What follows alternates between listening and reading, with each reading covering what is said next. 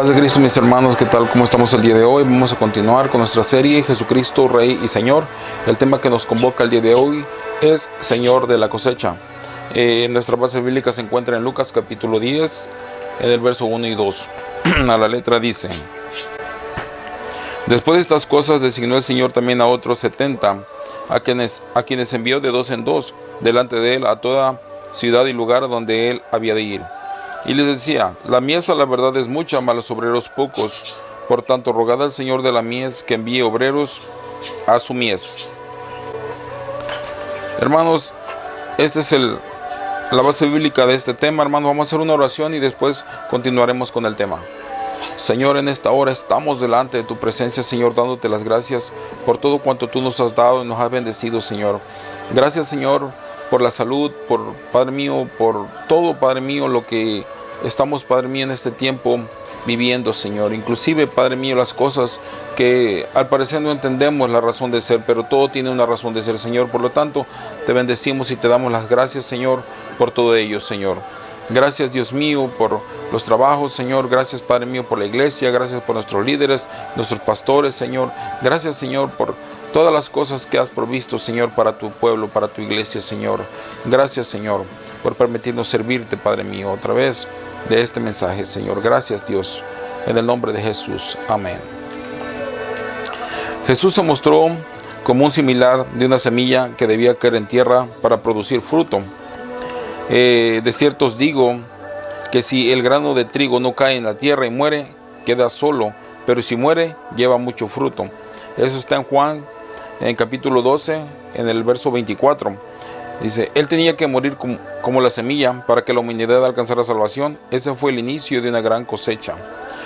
Ciertamente, hermanos, hasta el día de hoy somos millones de personas que hemos entendido el plan de Dios. Pero aún así hay mucho más por conquistar, hermanos.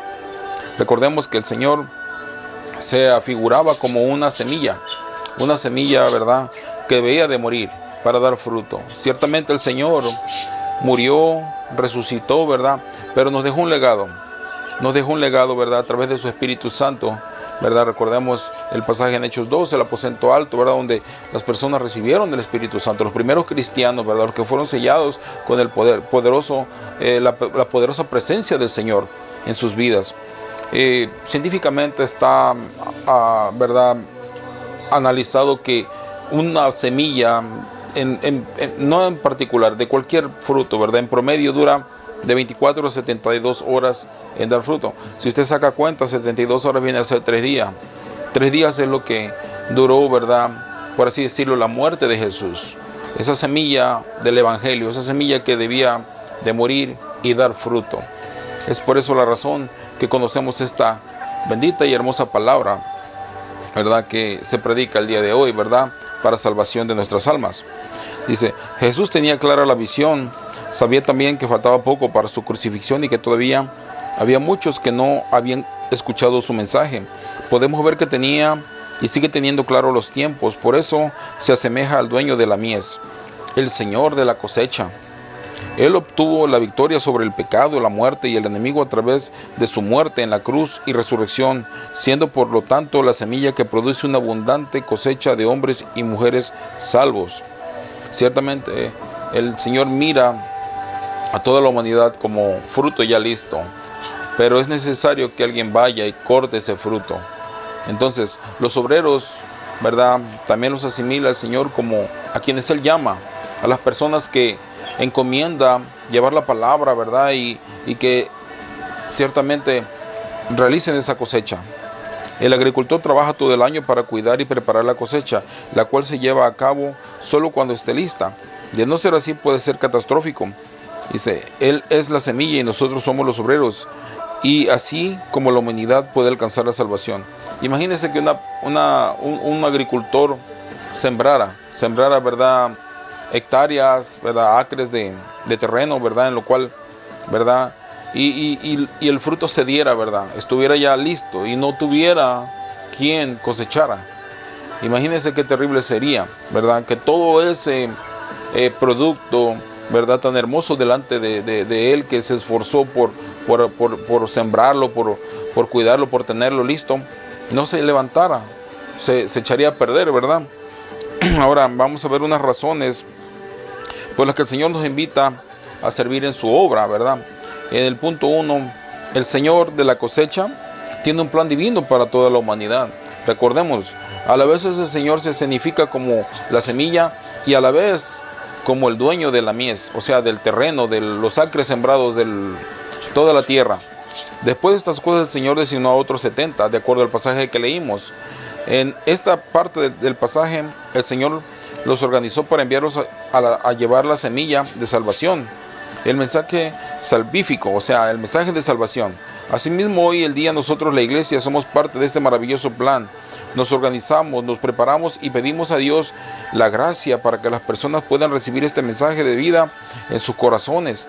Ese es el gran plan de Dios para la humanidad. Al salvarnos el Señor, no es nada más para, ¿verdad?, ir los domingos a la iglesia o, ¿verdad?, o determinado día. Eso, ¿verdad?, no tiene nada que ver con el plan del Señor. El plan del Señor es que las 24 horas del día, todos los días, cuando tú sientas en tu corazón, ¿verdad?, hablando de salvos, hablarle a otra persona, ¿verdad? Dios va a preparar el momento y esa persona puede recibir salvación. ¿Por qué? Porque tú estás haciendo la voluntad del Señor, transmitiendo su palabra. Lo que yo estoy haciendo ahorita es transmitir la palabra del Señor. Y si en tu corazón Dios te toca, ¿verdad?, el Señor te va a salvar. ¿Por qué? Porque a eso Él nos mandó. En el plan y corazón de Jesús siempre se encuentran las personas y su salvación. Por lo tanto, todo lo que Él emprendía tenía la finalidad de salvar a la humanidad. Hasta nuestros días, el plan de Cristo es la iglesia. Él mismo la reveló como su plan diciendo: sobre esta roca edificaré mi iglesia y las puertas del Hades no prevalecerán contra ella. Esto se encuentra en Mateo 16, 18, ¿verdad? Cuando le dice eso a Pedro, ¿verdad? En lo cual, ¿verdad?, está diciendo que la roca, acuérdense de la palabra del Señor, dice: la roca que desecharon los edificadores vino a ser cabeza del ángulo. Eso quiere decir que Jesucristo es la roca, Jesucristo es la base de nuestra salvación, no Pedro.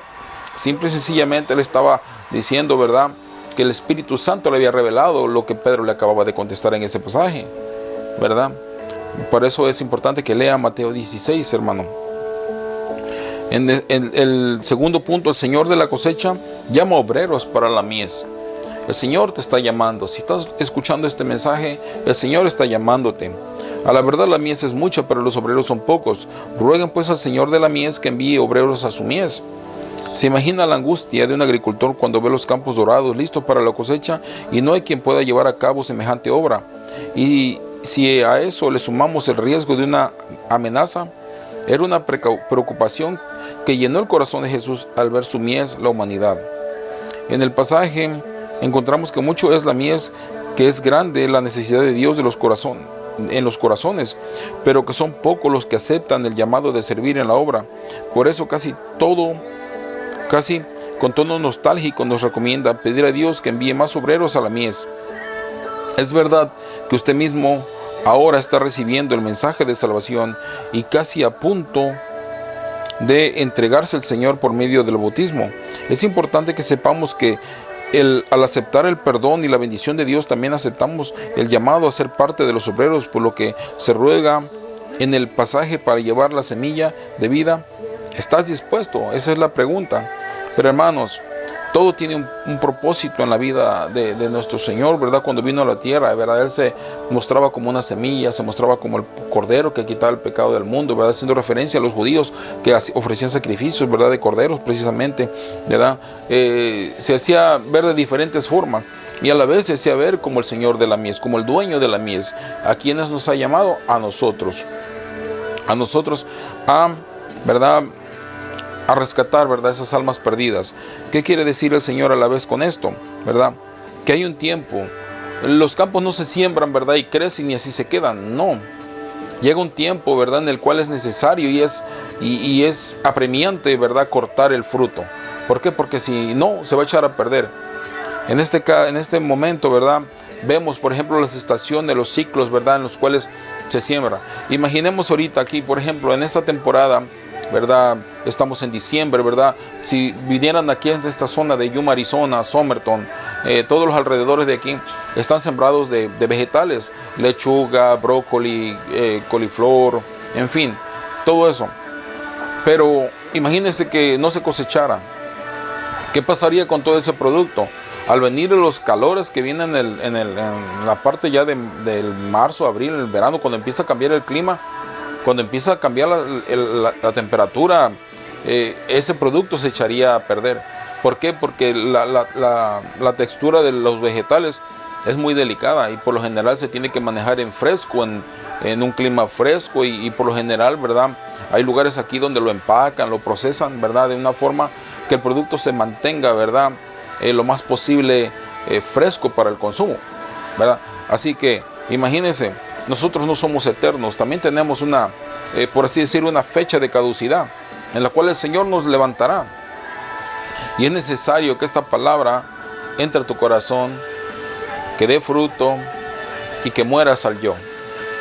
Antes de morir literalmente, físicamente, es necesario que la semilla entre en tu corazón, mueras tú a todo lo que estás haciendo y empieces a dar fruto. Dice la palabra que demos frutos dignos de arrepentimiento, ¿verdad? Hay muchos frutos dignos de arrepentimiento, ¿verdad? Los cuales, pero hay uno que es bien importante. La salvación es uno de los regalos más preciosos que el Señor nos da cuando morimos al yo, cuando morimos a nuestra forma de vida, cuando morimos a nuestro ego, a lo que nosotros hayamos practicado en nuestra vida y le rendimos nuestra vida a Cristo y le servimos. Hermano, esa es una gran bendición. ¿Por qué? Porque te estás haciendo ciudadano del cielo, ciudadano de un rey. Así que, hermano, que tu vida no termine en un sepulcro y al final en otro lugar, ¿verdad? Más terrible. Tenemos tiempo todavía. Es la temporada indicada. Es de aquí el tiempo indicado, dice el Señor. Dice el Señor que es necesario, ¿verdad?, que hagamos la voluntad del Señor. La tierra debe recibir la semilla para luego producir el fruto. Lo más importante es la semilla. Si no cae en la tierra, no habrá fruto y por lo tanto, tampoco una cosecha. Eso es lógico, ¿verdad, hermanos? A la vez, cuando nosotros ya hablamos y personificamos este pasaje a nosotros, la palabra viene a ser la semilla también. Al exponerla yo estoy sembrando la semilla. Estoy lanzando la semilla, ¿verdad? Tu corazón es la tierra. Si esta semilla, esta palabra de bendición entra en tu corazón, ¿verdad?, y empieza a dar fruto, y tú empiezas a preguntarte, ¿quién es Dios? ¿Por qué me hizo? ¿Cuál es la razón de estar yo en este mundo? Todas esas preguntas, ¿verdad?, que vienen a nuestra mente cuando no conocemos a Cristo. Hermano, es el momento de que Dios está tocando a la puerta de tu corazón. El Señor está llamando todo el tiempo a nuevos obreros que sean parte de la mies, pues la humanidad cada vez más extraviada se aleja de Dios y la iglesia es el medio que el Señor usa para que el Evangelio llegue a los hogares, familias y corazones. Esta es la razón por la que hoy le compartimos el mensaje de salvación. Y ahora el Señor le está llamando a usted a compartir de gracia lo que de gracia ha recibido. Ciertamente, hermanos, nosotros hemos recibido muchas cosas de parte del Señor.